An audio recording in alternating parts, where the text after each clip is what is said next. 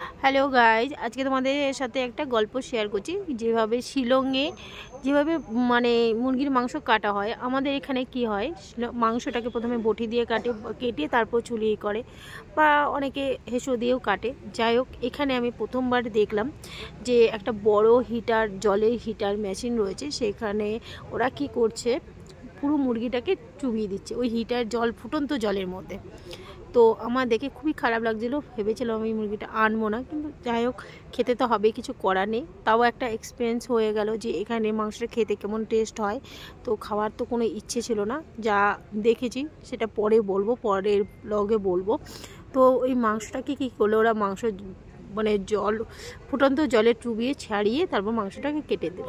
তো সেই মাংসটা এনে আমি মেলাতে রান্না করলাম। তো আমার রান্নার এখানে অল্প বাসন, খুব সেই অল্প বাসনে না আমাদের পাটাপুতা আছে, না মেশিন আছে কিছু করা। তো এইভাবে মাংসটা তৈরি করলাম। প্রথমে আলুটাকে তেলের মধ্যে যাতে নুনটা দিলাম কেন, আলুটা যেন তেলটা যেন না ছিটকে যায়। তো দেখতে পাচ্ছ আমি মাংস নিতে আলুটাকে ভেজে নিয়েছি, তারপরে পেঁয়াজটাকে ভেজেছি। যেহেতু আমার কড়াইটা ছোট ছিল, তো ওইভাবেই আমাকে সমস্ত কিছু ওই আস্তে আস্তে করে নিবে তৈরি করতে হয়েছে মাংসটাকে। তো আজকের মাংসটা জানি না কেমন হয়েছে, খেয়ে দেখলাম খুব একটা টেস্ট হয়নি, কারণ আমার মাংসটার প্রতি প্রথমেই ঘৃণা চলে এসেছিলো। যাই হোক, আলু দিয়ে খেয়ে নিয়েছি। তো মাংসটা এমনি ওরা সবাই ভালো খেয়েছে।